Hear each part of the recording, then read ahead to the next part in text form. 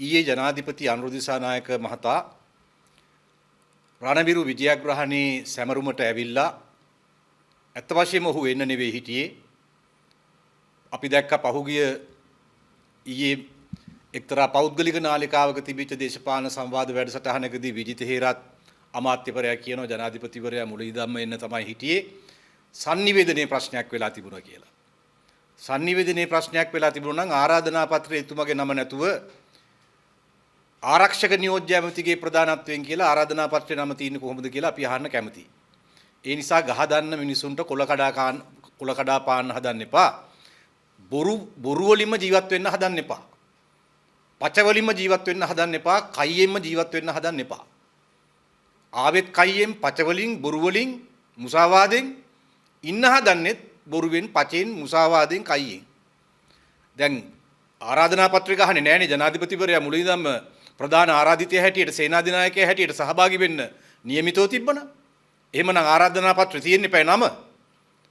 ජනාධිපති සේනාධිනායක අනුර කුමාර දිසානායක මැතිතුමන්ගේ ප්‍රධානත්වයෙන් කියලා. මොකටද ආරක්ෂක නියෝජ්‍ය අමාත්‍යවරයාගේ ප්‍රධානත්වයෙන් කියලා දාන්නේ? ඒකට ආරාධනා පත්‍රෙත් sannivedana අවුලක්ද? රණවිරු සේවාධිකාරී ප්‍රධානියාගේ sannivedana අවුල විතරද? ආරාධනා පත්‍රයේ sannivedana අවුලක්ද? එන්න නෙවෙයි හිටියේ. නමුත් එන්නේ නැහැ කියන එක කල්තියා ප්‍රසිද්ධ වීම නිසා සමාජයෙන් ආපු පීඩනයත් එක්ක තමයි අකමැත්තෙන් ආවේ. ඒ අකමැත්තෙන් රණවිරු විජයග්‍රහණේ සමරුවට ආපු පළවෙනි විධායක ජනාධිපතිවරයා තමයි මේ. මේ තමයි අකමැත්තෙන් ආපු පළවෙනි විධායක ජනාධිපතිවරයා. ඒ ආපු අකමැත්තෙන් ඇවිල්ලා ඔහු කරපු කතාව. ඒ කතාව ඇහුවම නම් හිතුණා ඇත්තටම නාවනම් හොඳයි කියලා. ඒ කරපු කතාවේ මොනවද කියන්නේ? ඒ කරපු කතාවේ තියෙන තහනම් වචන ගොඩක්. රණවිරුව කියන වචනේ තහනම්. රණවිරු විජයග්‍රහණේ 16 වෙනි සංවත්සරයේ සමරුව සමරන්නේ. රණවිරු කියන වචනේ තහනම්. ජීවිත පරිත්‍යාග කරපු සොල්දාදුවෝ නිලධාරීන් ඔහොම තමයි කියන්නේ. ඒ කියන්නේ රණවිරුවගේ தත්ත්වයේ සොල්දාදුවා නිලධාරියා කියන මට්ටමට පල්ලෙහාට දැම්මා. මේ මහා අනන්ත අප්‍රමාණ කැපවීම් දැවැන්ත ජීවිත පරිත්‍යාගයන් මරණය පෙනිපෙනී මරණයට නොබියව මුහුණ දෙනවයි කියන අදිෂ්ඨානයෙන් දෙමාපියන් ගැන හිතන්නේ නැතුව දූ දරුවන් ගැන හිතන්නේ නැතුව බිරින්දෑ ගැන හිතන්නේ නැතුව මේ කිසිවක් නොතකා මගේ රටට මගේ රටේ ඒකීය භාවයට පණ දෙනවා මගේ රට බේර ගන්නවා මගේ රට ආරක්ෂා කරනවා මගේ රටට තියෙන මේ හතුරු ත්‍රස්ත තර්ජනෙන් මම මගේ රට මුදව ගන්නවයි කියන දැවැන්ත අධිෂ්ඨානයේ මත මේ සටන් වැදිච්ච වීරෝදාර රණවිරුවන්ට ලෝකෙ කිසිම රටක කිසිම රාජ්‍ය නායකයෙක් මේ අලුගුත් තේරු වැඩේ කරලා නැහැ. අපි කැමැති රටවල් වෙන්න පුළුවන් අකමැති රටවල් වෙන්න පුළුවන්. ඒ කොයි රටේත් රාජ්‍ය නායකයා මෙවැනි අභිමානවත් ජයග්‍රහණයක සමරුවක් අභිමුවට ඇවිල්ලා ඒක සමරන්නේ ඒ ජීවිත පරිත්‍යාග කරපු වීරවරයන්ට වීරවරියන්ට ශරීරාංග පරිත්‍යාග කරපු වීරවරයන්ට දෙන්න තියෙන ඉහළම ගෞරවය ඉහළම වචනයෙන් දෙන්න පුළුවන් ඉහළම වටිනාකම දෙන එක. ඉහළම ගෞරවය දෙන එක. මේ තමයි නල්ලමලේ ජනාධිපති සේනාධිනායක 16 වෙනි රණවිරු විජයග්‍රහණයේ සමරුවට ඇවිල්ලා රණවිරු කියන වචනය තහනම් වචනය රණවිරු. ඒ වෙනුවට කියන්නේ ජීවිත පරිත්‍යාග කරපු සොල්දාදුවන් සහ නිලධාරීන්. කැතයි. ඊට වඩා හොඳයි නෑවිත් හිටියනම්. රණවිරුවගේ තත්වය බිඳුවට වට්ටන්න සේනාධිනායකයෙන්න ඕනේ නෑ මෙහෙම උත්සවවලට. මෙහෙම උත්සවවලට ඇවිල්ලා රණවිරුව කියන වචනේ තහනම් වචනේ කරගෙන එහෙම කතා පවත්වන්න ඕනේ නෑ සේනාධිනායකයෙක් ඇවිල්ලා. එහෙම සේනාධිනායකව පොල් පිටෙන් කපා ගන්න පුළුවන්. මේ රටට ආදරය කරන මේ රණවිරු පවුල්වල රණවිරුවන් ඇතුළු විශ්‍රාම ගිය රණවිරුවන් මේ හැමෝම එකතු වෙලා විශාල බලාපොරොත්තුවක් ඇතුව පත් කරගත්තු ජනාධිපතිවරයා. අඩු ගානේ රණවිරුව කියන වචනේ කටෙන් එළියට දාන්න බෑ. ඒකට බයයි. දෙමළ ඩෑස්පෝරාව අමනාප වෙයි කියලා බයයි. කොටි ඩෑස්පෝරාව තරහ වෙයි කියලා බයයි. කොටි ඩෑස්පෝරාව අමනාප වුණොත් තරහ වුණොත් ඊට වඩා අලකලංචියක් වෙයි කියලා බයයි. කරපු උදව් දීපු සන්තෝෂම එළියට එයි කියලා බයයි. ඒ හිතේ බය තියාගෙන මානසික බාධාව තියාගෙන තමයි කතාව පවත්වන්නේ. එතකොට රණවිරුව කියන වචනේ හැලෙනවා. රණවිරුව කියන වචනේ හැලෙනවා. ඉතින් ඒක ස්වභාවිකයි. එන්නෙත් නැතුව ඉන්නේ ඉතින් ඒ හින්දා එන්න උනා නෑවිත් ඉන්න බැරි තත්වයක් ඇති වෙච්ච හන්දා එහෙම ඇවිල්ලත් අර පැත්ත ගැන හිත තමයි කතාව පවත්වන්නේ. ඊළඟට බලන්න මේ තියෙන්නේ මේ ජනාධිපති මාධ්‍ය ඒකකේ ඒ දීලා තියෙන කතාවේ පිටපත මේකේ සමහර කෑලි නම් අඩුයි. මේ ඒ කියන්නේ ටිකක් මහජනයට නැවත මතක් කර දෙන්න ඕනේ නැති සමහර කෑලි අයින් කරලා තියෙන්නේ. මං වෙනන්නම් ඒක මොනවද කියලා. ඊළඟ තහනම් වචනේ මොකද්ද? ඊළඟ තහනම් වචනේ තමයි බෙදුම්වාදී ත්‍රස්තවාදීන්. ත්‍රස්තවාදීන් කියලා වචනයක් කොහෙවත් නැහැ. ත්‍රස්තවාදීන් කියලා වචනයක් කොහෙවත් නැහැ. ඒකට අපේ රණවිරුව මේ අවුරුදු 16කට කලින් සටන් කරලා අවුරුදු 30ක් තිස්සේ සටන් කරේ මොක්කු එක්කද? විමුක්තිකාමින් එක්කද? දේශප්‍රේමින් එක්කද? කවුරු එක්කද? ත්‍රස්තවාදීන් කියලා කියන්න කට ඇරෙන්නේ නැත්තේ ඇයි? රෝහණ විජේවීරට පුළුවන් වුණා නම් දෙමළ බෙදුම්වාදී ත්‍රස්තවාදය කියන වචන තුන නිර්භයව පාවිච්චි කරන්න. ඒ පක්ෂ නිර්මාතෘවරයාට කොන්දපණ තිබ්බනම්, සෝමවංශ අමරසිංහට කොන්දපණ තිබ්බනම්, මේ නල්ලමලේ ජවිපේ නායකයාට ජනාධිපති අනුර දිසානායකට ඒ කෂේ රුකාව නැත්තේ කොහොමද? ඇයි ත්‍රස්තවාදය කියන වචනේ නැත්තේ? ඇයි බෙදුම්වාදී ත්‍රස්තවාදය කියන වචනේ නැත්තේ? ඔය වචන පට්ට ගහපු පක්ෂයක් විජේවීර සහෝදරයා කාලේ, සෝමවංශ අමරසිංහ සහෝදරයා කාලේ ජනතා විමුක්ති පෙරමුණ. ඒක විතරක් නෙවෙයි ඊළඟ තහනම් වචනේ මොකද්ද? ඒකීය භාවය. රාජ්‍ය ඒකීය භාවය. ආරක්ෂක හමුදා දිවිපුදා ශරීරාංග පරිත්‍යාග කරමින් සටන් කළේ රටට සාමය දිනා දෙන්න වගේම රාජ්‍යයේ ඒකීය භාවයට එල්ල වෙලා තිබිච්ච ත්‍රස්ත තර්ජනෙන් මේ මාතෘභූමිය නිදහස් කරගන්න, බේරගන්න. ඒකටයි සටන් කළේ. ඒ මහා රණවිරුවන්ගේ විජයග්‍රහණේ 16 වෙනි සමරුවට ආපු සේනාධිනායකයාගේ ජනාධිපති කතාවේ ඒ වචන නැහැ. ඒකීය භාවයේ වචනේ නැහැ. බෙදුම්වාදයේ වචනේ නැහැ. ත්‍රස්තවාදයේ වචනේ නැහැ. රණවිරුව වචනේ නැහැ. ඒවා ඔක්කොම තහනම් වචන. ඒකෙන්ම පේනවා මේ ජනාධිපතිවරයාගේ සැඟවුණු න්‍යාය පත්‍රය මොකද්ද? රණවිරුවට රණවිරුවා කියලා කියන්න බැරි නම්, බෙදුම්වාදයට බෙදුම්වාදය කියලා කියන්න බැරි නම්, බෙදුම්වාදී ත්‍රස්තවාදියාට ත්‍රස්තවාදියා කියලා කියන්න බැරි නම්, රාජ්‍යයේ ඒකීය භාවය කියන වචනේ පාවිච්චි කරන්න බැරි නම්, ඒවා තහනම් වචන නම්, එහෙම ජනාධිපති කෙනෙක් සේනාධිනායකයෙක් තමන්ගේ යටි කූට්ටු සැලැස්ම මොකක් වෙන්න පුළුවන් කියලා මේ රටේ ජනතාව තීරණය කළ යුතුයි. ඒ නිසා ඡන්දය දුන්නු ඡන්දය නොදුන්නු මේ පොළවට, මේ මව් පොළවට ආදරය කරන, මේ රටේ ජාතික සමගියට, රාජ්‍ය ඒකීය භාවයට, දිනාගත්තු සාමයට, ඒ සාමයේ දිගුකාලීන පැවැත්මට, සිංහල දෙමළ මුස්ලිම් සියලු ජන කොටස් භුක්ති විඳින මේ සාමයේ දිගුකාලීන පැවැත්මට එකඟ, ඊට ආදරය කරන මෙහිම රටේ රණවිරුවන්ට මෑත ඉතිහාසයේ අපේ රටේ යමක් දිනලා දුන්න නම් දිනලා දුන්නේ මිනිස්සු. වෙන කවුරුවත් මුකුත් දිනලා දුන්නේ නැහැ. රටට ජයග්‍රහණයක් ගෙනල්ලා දුන්නා නම් ගෙනල්ලා දුන්නේ මේ මිනිස්සු.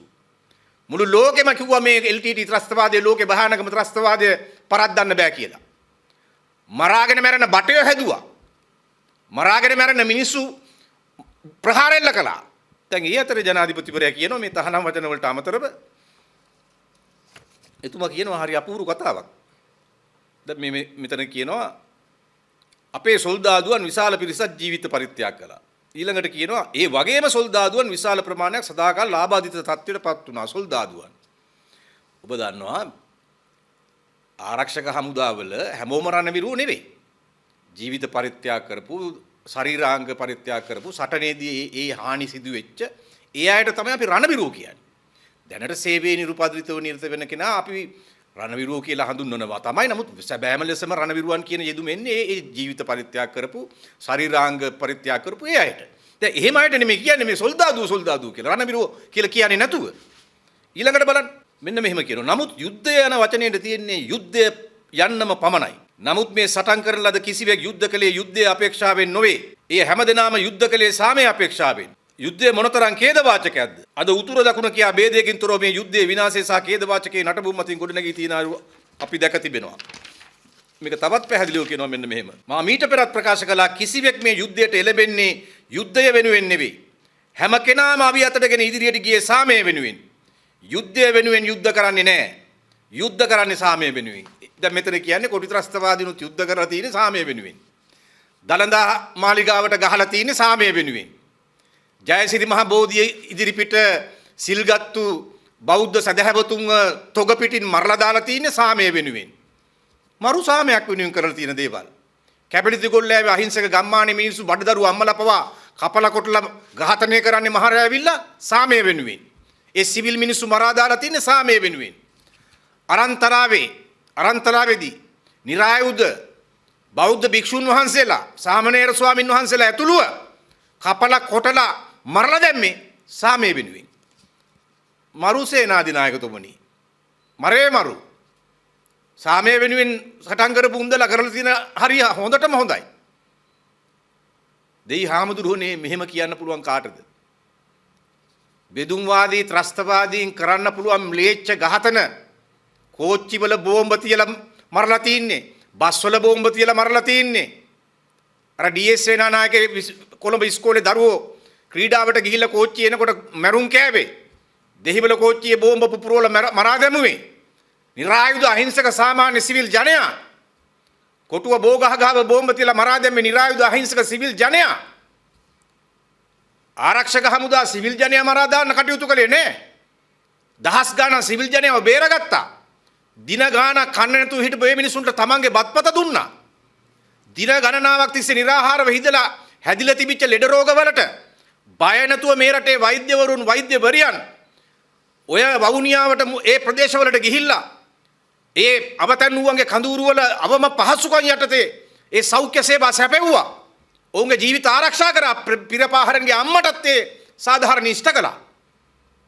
අන්න ඒව තමයි මානුෂීය යුදමය භාවිතාව කියන්නේ.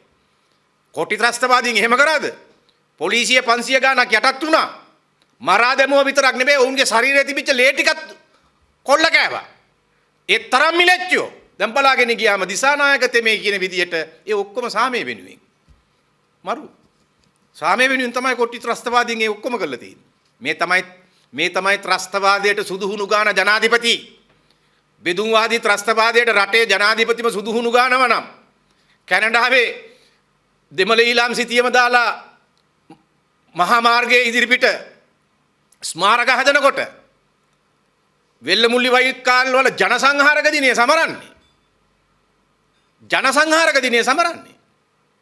ඒතකොට ජනසංහාරක දිනයක් කර සමරන්නේ. මෙහෙ කවුරුවත් ජනසංහාරක දින සමරලා නැහැ. ජයසිරි මහ බෝධිය ගාව මරපු නිරායුධ අහිංසක බෞද්ධයන් බැතිමතුන් ගැන සැමරුම් කරන්න ගිහිල්ලා නැහැ. දළදා මාලිගාවට පහර දීපු එක ගැන සැමරුම් කරන්න ගිහිල්ලා නැහැ. ඒ ත්‍රස්ත ප්‍රහාර සමරන්න ගිහිල්ලා නැහැ. ඒ ත්‍රස්ත ප්‍රහාර වලින් වේදනාවට දරුවන් අහිමි වෙච්ච, ස්වාමි පුරුෂයා අහිමි වෙච්ච, බිරින්දෑවරු අහිමි වෙච්ච ඒ මිනිස්සුන්ගේ වේදනාව පෙන්වන්න ගිහිල්ලා නැහැ. මෙතන පෙන්වලා තියෙන එකම දෙයයි. උතුරේ දකුණේ නැගෙනහිරත් බටහිරත් සිව්කොර ජීවත් වෙන සිංහල දෙමළ මුස්ලිම් සකල ජනයාට බයක් හැකක් නැතුව හැම රටේ හැම කොනම සාමගාමීව ජීවත් වෙන්න පුළුවන් රටක් හදලා දුන්න ආරක්ෂක හමුදා මහත් කැපවීම කරලා එච්චරයි සමරන්නේ. අතන සමරන්නේ එහෙම නෙවෙයි. ත්‍රස්තයෝ ඉවර කරපු එක ගැන තමයි එතන සමරන්නේ. එතකොට එතන ඒ සමරන්නේ සාමය වෙනුවෙන්ද? දෙමළ ඊළාම් සිතියම කැනඩාවේ පාරක් අයිනේ අලුතෙන් හිටවන්නේ සාමය වෙනුවෙන්ද? මෙහෙම ජනාධිපති කෙනෙක්ගේ ආණ්ඩුවකින් ඒ කැනඩාවේ ජනසංහාරක දිනයක් නිල වශයෙන් ප්‍රකාශයට පත් කළා. ඒවා සමරනකොට ඒවා නවත්ත ගන්න කොන්දපණ තියෙනවද? මෙහෙම ජනාධිපති කෙනෙක් හිටියනම් ආරක්ෂක හමුදාවට නායකත්වය දෙනවද ත්‍රස්තවාදය ඉවර කරන්න? මාවිල්ලාරු සොරව වහපු වෙලාවේ එහෙම අදිෂ්ඨානයක් තියනවද? කැබිනට් ගෝල්ලාවේ මිනිස්සු මරපු වෙලාවේ එහෙම තීරණයක් ගන්න අදිෂ්ඨානයක් ධෛර්යයක් තියනවද? ඒත් එහෙම වෙන්නේ නැහැ. ඇවිල්ලා මේ වගේ බණක් තමයි කියන්නේ. එතකොට බලන්න මේ කොන්ද පණ නැති මහලොකු චණ්ඩි පාට් දාලා මේ පෙන්නගෙන බලයට ආපු පූස් පැටියා කොටින්ගේ අද ජාත්‍යන්තරේ හොල්මන් කරන කොටින්ගේ හිතරි දෙයි කියලා. ඒ කොටින්ගේ හිතරි දෙයි කියලා කොටින්ට තියෙන දයාව ඇල්ම බැල්ම හේතු කොටගෙන මේ රටේ ආරක්ෂක හමුදා ජයග්‍රහණය බිඳුවට වටන්න පටන් ගන්න.